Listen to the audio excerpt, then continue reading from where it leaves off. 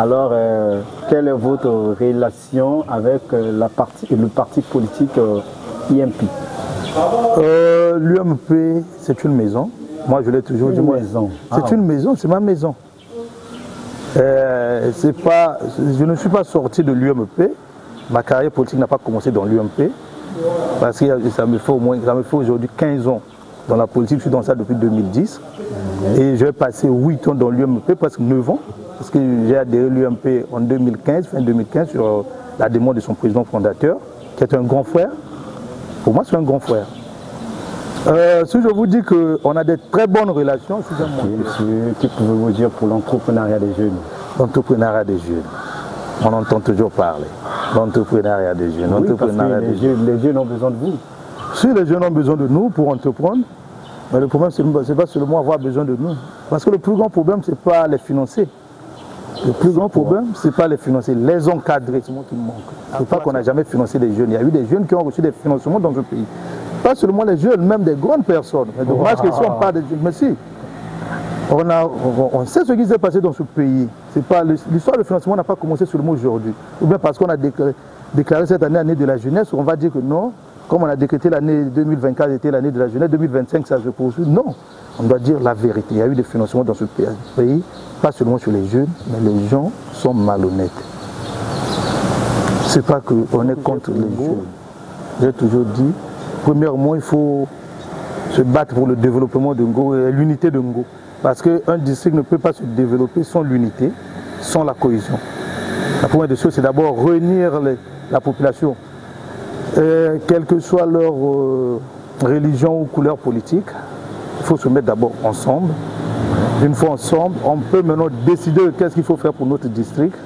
Parce qu'on ne doit pas venir dire aux gens que je vais faire ça, sans pourtant d'abord connaître leurs besoins.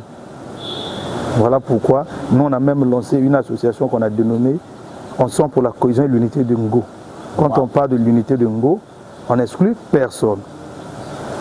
Quand je dis personne, donc tous les Congolais, quelle que soit votre ethnie ou patois, dès que vous vivez en Ngo, je comprends. Donc vous êtes un fils de Ngo à 100%. Bonjour chers internautes, moi c'est Vasti Kirabika, journaliste et rédacteur en chef sur votre chaîne La Rose TV. Je viens avec une nouvelle mission, la vision sur l'entrepreneuriat des jeunes. Je vous invite sur mon plateau, vous ne serez pas déçus. Congo-Brazzaville, notre beau pays, Brazza la Verte. Avec moi, on arrivera quelque part. Mes coordonnées, le 06 823 55 79. Je répète, le 06 823 55 79. Moi, j'y fais ma part. Vous, les sponsors et les partenaires, venez faire vivre notre mission, la vision sur l'entrepreneuriat. Alors, bonjour chers internautes, bienvenue sur votre émission La vision sur l'entrepreneuriat des jeunes. Moi, c'est Vasti Kirabika. Aujourd'hui, j'ai reçu pour vous Monsieur Ngakili Korrigan, le conseiller des plateaux. Avec Monsieur Korrigan, nous allons parler avec lui aujourd'hui de sa carrière et de l'entrepreneuriat. Monsieur le conseiller, bonjour. Bonjour monsieur le journaliste. Vous allez bien? Très bien par la grâce de Dieu, et vous aussi je l'espère. Oui, oui, également. Merci beaucoup. J'espère que le week-end ça a été. Très bien, très bien, parce que j'ai pu réaliser ce que je voulais réaliser pendant ce week-end, donc tout va bien, je ne me plains pas. Ok, monsieur le conseiller, nous aimerons savoir de plus de qui vous êtes, comment vous faites sur vos activités. Merci beaucoup, monsieur le journaliste. Moi, c'est, comme vous l'avez dit au début, c'est monsieur Ngakili Korrigan, distingué conseiller départemental des plateaux, élu de la circonscription unique d'Ngo. Je suis conseiller depuis 2022, les dernières élections de 2022. Ce que je fais, moi, après mes études, je n'ai pas pu poursuivre mes études universitaires par manque de financement, parce que je suis d'une famille pas riche, je ne peux pas dire aussi pauvre, parce que je suis le fils d'un enseignant à la retraite qui était un agriculteur. Je suis obligé de repartir m'installer chez moi en Ngo. Mais je suis parti là-bas, c'était pour gérer un parti politique, l'UMP, mon ancien parti, sur la demande du président de l'UMP bien sûr. Oui. Cela me fait 8 ans que je suis en Ngo. Et une fois arrivé en Ngo, je me suis dit, bon, comme il n'y a rien à faire, pourquoi ne pas me lancer dans l'agriculture? Donc, en dehors de la politique, je suis dans l'agriculture. Je m'en sors bien. Parce que pour nous, l'agriculture, on pense que l'agriculture, ce n'est pas seulement l'affaire des pauvres ou bien des paysans, des villageois. Oui. C'est l'affaire de tout le monde pour aider ce pays à se développer, à atteindre l'autosuffisance alimentaire. Voilà pourquoi je me suis lancé dans l'agriculture. Ok. Monsieur le conseiller, vous pouvez nous dire quelle est votre vision pour le district de Ngo? Là où je suis, moi je l'ai toujours dit, pour moi le district de Ngo, c'est le plus beau district du monde. Je n'ai pas eu la chance de faire le tour dans d'autres pays. Pour moi c'est le plus beau district au monde parce que j'ai eu la chance de visiter d'autres districts.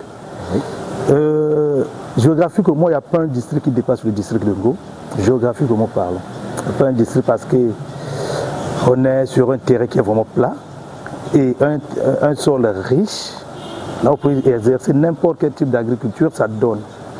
Demandez à ceux qui ont eu la chance de faire des activités agricoles là-bas, ils vont même pas me contredire. Mais il manque juste le soutien, le financement de la part des autorités. Ça, il faut qu'on puisse le dire, on ne va pas se cacher. Mais vous également, vous êtes autorité? Si, je le dis. Quand je dis moi-même, je fais partir de ceux qui ne sont pas là pour soutenir. Bon, voilà pourquoi je me suis dit, pourquoi ne pas me lancer dans l'agriculture? Mais mes maigres moyens ne me permettent pas de financer les autres. Oui. Je peux moi financer mes activités et donner un petit travail aux autres. Et pour leur payer quelque chose à la fin du travail. C'est ce que je peux faire. Pour Ngo, la vision que j'ai pour Ngo, j'ai toujours dit, premièrement, il faut se battre pour le développement de Ngo et l'unité de Ngo. Parce qu'un district ne peut pas se développer sans l'unité, sans la cohésion. La première des choses, c'est d'abord réunir la population, quelle que soit leur religion ou couleur politique. Il faut se mettre d'abord ensemble. Une fois ensemble, on peut maintenant décider de qu'est-ce qu'il faut faire pour notre district. Parce qu'on ne doit pas venir dire aux gens que je vais faire ça sans pour autant d'abord connaître leurs besoins. Voilà pourquoi nous on a même lancé une association qu'on a dénommée Ensemble pour la cohésion et l'unité de Ngo. Quand on parle de l'unité de Ngo, on n'exclut personne. Quand je dis personne, donc tous les Congolais, quelle que soit votre ethnie ou patois, dès que vous vivez en Ngo, je comprends. Donc vous êtes un fils de Ngo à 100%. Du même titre qu'un Téké qui est né à Ngo, qui est même chef de terre à Ngo. Donc vous êtes tous des Congolais, donc en Ngo vous êtes chez vous. Donc pour nous il faut réunir tout ce monde-là qui vit en Ngo, échanger avec eux pour voir qu'est-ce qu'il faut faire pour le district de Ngo. Mais un projet, on ne doit pas créer des projets ou bien inventer des projets. C'est aux populations de dire que nous on veut ça pour notre district. Ensemble, vous trouvez des solutions, des idées, afin de trouver des solutions à ce problème. Parce que je sais que le plus grand problème de Ngo, c'est le problème d'eau, mais vous n'allez pas dire à la population que moi, distingué conseiller, je peux mettre de l'eau en Ngo. C'est faux, ça c'est mentir, c'est comme un député ne peut pas venir qu'il va mettre de l'eau. Oui. Ça c'est du ressort de l'État, du gouvernement, mais nous, on ne peut que apporter leur message auprès des autorités compétentes qui peuvent trouver une solution à ce problème. Mais quand vous arrivez par exemple en Ngo Centre, on peut vous parler des pompes. Mais quand vous arrivez dans les localités, je ne suis pas sûr qu'ils vont vous parler des pompes. Il faut vous dire que nous c'est les bâches à eau. Mais vous arrivez dans un village où on a besoin d'une bâche à eau et vous leur construisez peut-être la maison du chef du village. C'est contre leur volonté. Oui, oui. Il faut échanger avec ces populations. Ça veut de vous dire que nous on veut ça. Donc il faut faire ça, ça, ça. Bon, ensemble, vous allez voir comment trouver des solutions. Parce que pour moi, je dis, si on se met ensemble, c'est possible de construire ce district et de le développer. Ok. Merci. Monsieur le conseiller, depuis combien de temps êtes-vous élu à ce titre? Ça c'est la 3e année. Comme je vous l'ai dit, c'est depuis les élections du 10 juillet 2022. Oui. Donc ça c'est la 3e année. En juillet, je vais totaliser 3 ans comme distingué conseiller. 3 ans, vous dites. Oui. Alors, quel est ce parti politique qui a fait de vous élu conseiller de Plateau aujourd'hui?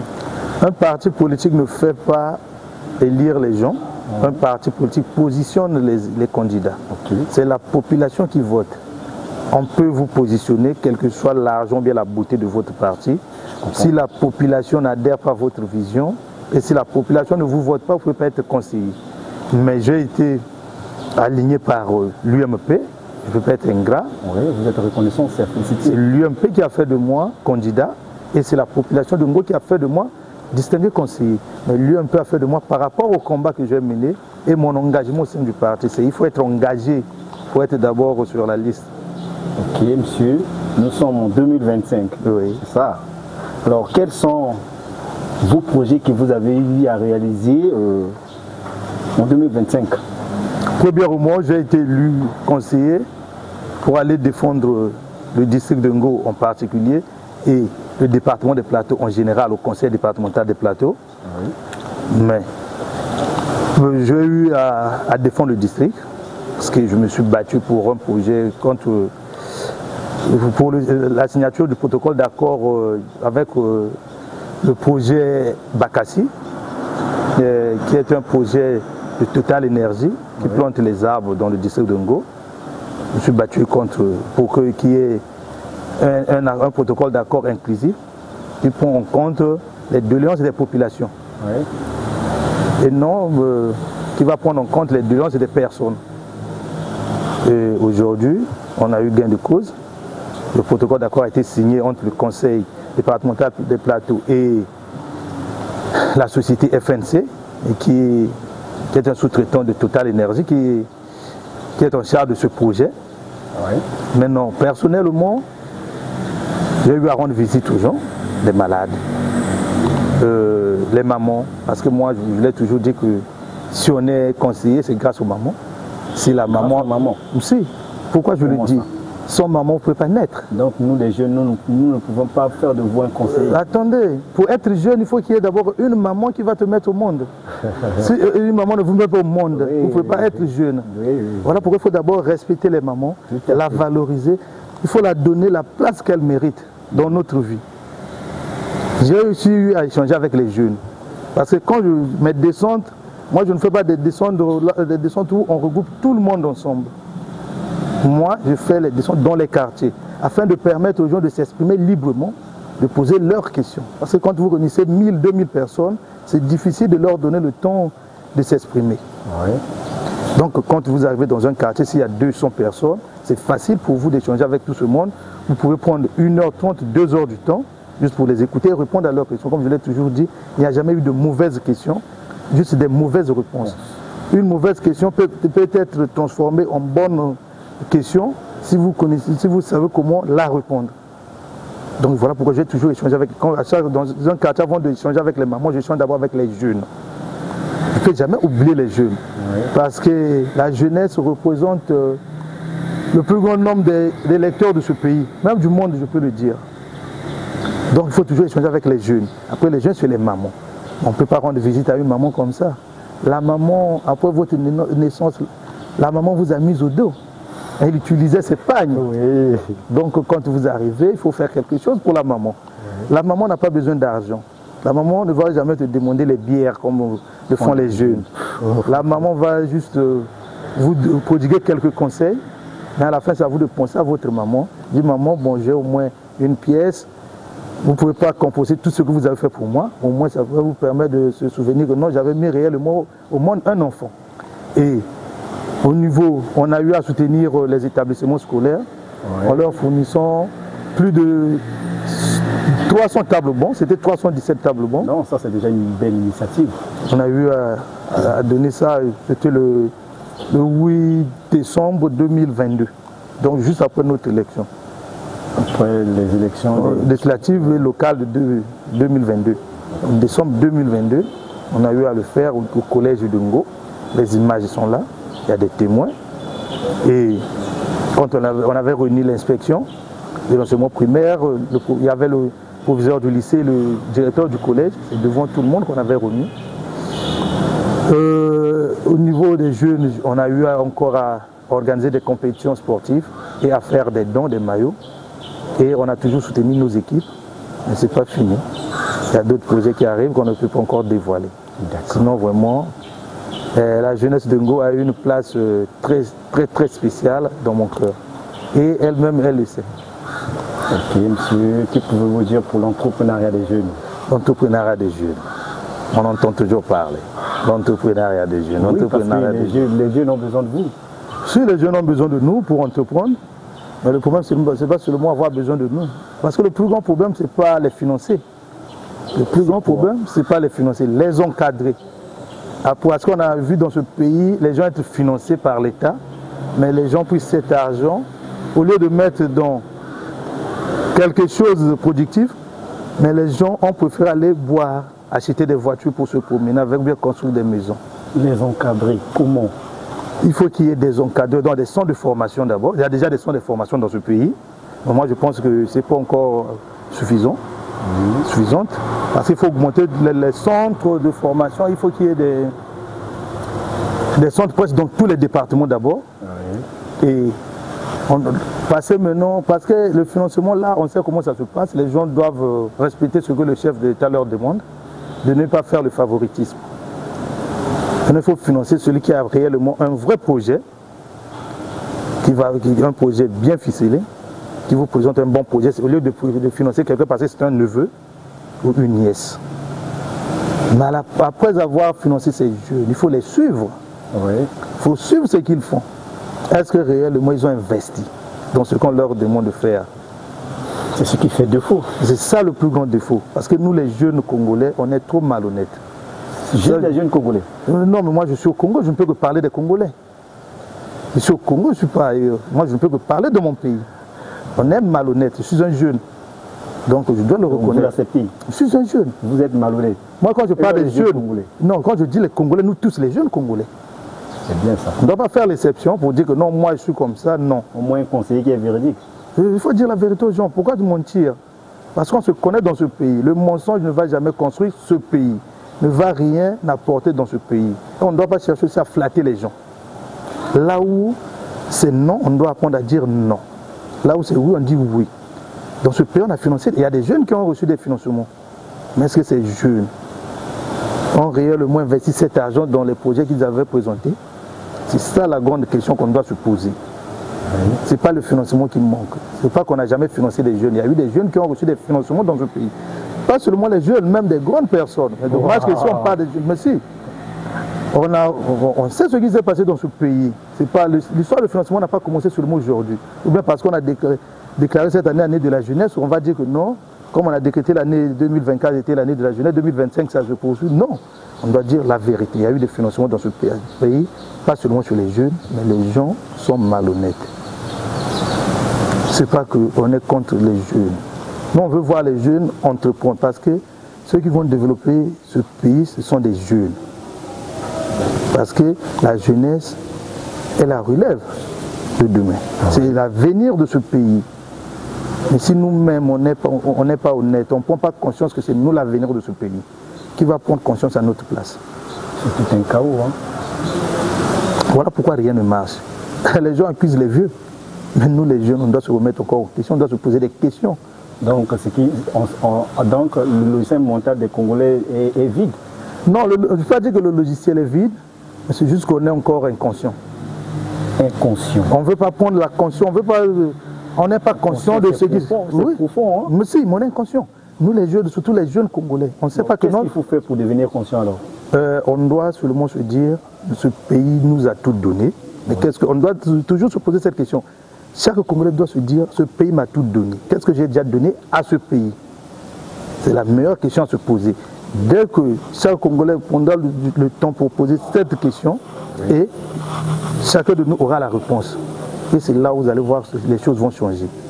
Chacun de nous doit se mettre. Moi, je me rappelle en 2016, je vais vous dire quelque chose, le président de la République arrive, son excellent Denis Sassou Nguesso, bien sûr. Il arrive à Ngo, pendant la campagne de 2016, il dit, celui qui a deux ou donne à l'autre. Mettons-nous à travailler la terre, à faire l'agriculture. Les gens ont mal interprété cela. Ouais. Parce que les gens n'avaient pas compris le message du président. Et il fallait qu'il y ait quelqu'un qui allait leur expliquer ça à la fin. Et dommage que le directeur de campagne de l'époque n'avait pas eu le temps d'expliquer à la population. Parce que les gens ont dit, comment lui il gagne de l'argent de l'État, lui roule dans les gros véhicules, nous demande de cultiver la terre. C'est venir en aide. Alors quand on dit travailler la terre, c'est parce que tu vas prendre la route, tu vas travailler. Aujourd'hui, il y a des machines, il y a l'agriculture mécanisée. Maintenant, il faut commencer maintenant à chercher les financements. Moi, j'aurais souhaité que les gens puissent dire, bon, président, nous on est d'accord, mais il faut nous financer. Ce que le président parlait, c'était de l'agriculture mécanisée. La Chine, aujourd'hui, tout le monde parle de la Chine, des États-Unis, vient de la Russie. Ce n'est pas l'agriculture. Même quand on prend les exemples aujourd'hui des hommes riches comme les Dangote, c'est grâce à l'agriculture et l'élevage. Oui. Ce n'est pas la politique. Donc c'est ça. Je comprends. Alors, monsieur le conseiller, pour terminer, quel conseil pouvez-vous donner aux jeunes gens qui veulent se lancer dans le domaine de l'entrepreneuriat? Moi, je voudrais bien dire à ces jeunes, n'ayez jamais peur. N'ayez jamais peur de l'échec. De l'échec. Parce que la seule personne qui peut critiquer votre échec, c'est une personne qui n'a jamais essayé quelque chose dans sa vie. Ceux qui ont reçu n'ont pas reçu le premier jour qu'ils ont lancé leur activité. Ils ont connu aussi des échecs. Il ne faut jamais, et je veux encore leur demander de ne jamais douter de leur capacité. Ne jamais douter. De ne jamais douter de leur capacité. Il ne faut pas avoir peur de l'échec. Et de ne jamais douter de leur capacité. Si vous avez envie de faire quelque chose, lancez et faites-le avec amour, patience et confiance. Parce que si vous faites quelque chose avec amour, vous n'allez jamais échouer. Mais ne le faites jamais pour prouver à quelqu'un que vous êtes fort. Prouvez à vous-même que vous êtes capable de faire quelque chose. Parce que vos parents comptent sur vous. Oui. Personne ne viendra jamais aider vos parents comme vous allez le faire. C'est à vous d'aider vos parents. Moi aujourd'hui, je suis fier de dire que je m'appelle Ngakili. C'est le nom de mon père. Ouais. Mais je dois rendre aussi fier mon père de dire que j'ai un enfant qui porte dignement mon nom. Ne mendiez jamais. Ne cherchez jamais à pleurer à quelqu'un pour qu'on puisse vous aider. C'est vraiment important. Hein? Il ne faut jamais chercher à pleurer à quelqu'un, nous venez flatter, quoi là. Ne le faites jamais. Là où moi je suis un jeune comme vous, je vous le dis, tous ceux qui m'ont connu le savent. Moi quand j'ai quelque chose à dire à quelqu'un, je le dis en face. Si je veux vous dire quelque chose, je dis, non, l'hypocrisie avec moi ça ne marche pas. Parce que quand je veux vous dire en face, vous n'allez même pas me tuer. Si vous me tuez, on va vous foutre en prison. Oui. Quand je viens, je vous dis, ah, ici, un tel, ici, ça n'a pas marché parce qu'on a fait ça. Et moi, je ne critique pas. Je critique, mais après les critiques, je propose toujours. Voilà pourquoi je dis, il ne faut pas apprendre à mendier l'amour des gens, la confiance de quelqu'un. La confiance se gagne en faisant quelque chose de bien. Si aujourd'hui vous flattez, vous gagnez l'argent parce que vous avez flatté, mais sachez que la même personne demain va vous tourner le dos. Il ne va plus vous soutenir après avoir eu ce qu'il voulait de vous. Donc il faut jamais, les jeunes, apprenez à dire la vérité. Il ne faut pas mentir sur les noms des autres pour qu'on puisse vous faire des faveurs dans la vie. Donc il n'y a que ça que je peux donner comme conseil aux jeunes et je sais qu'ils vont mettre ça en pratique. Alors monsieur, une dernière question. Alors, quelle est votre relation avec le parti politique IMP? L'UMP, c'est une maison. Moi, je l'ai toujours dit. C'est une maison, c'est ma maison. Je ne suis pas sorti de l'UMP. Ma carrière politique n'a pas commencé dans l'UMP. Parce que ça me fait aujourd'hui 15 ans dans la politique. Je suis dans ça depuis 2010. Et j'ai passé 8 ans dans l'UMP, presque 9 ans. Parce que j'ai adhéré à l'UMP en 2015, fin 2015, sur la demande de son président fondateur, qui est un grand frère. Pour moi, c'est un grand frère.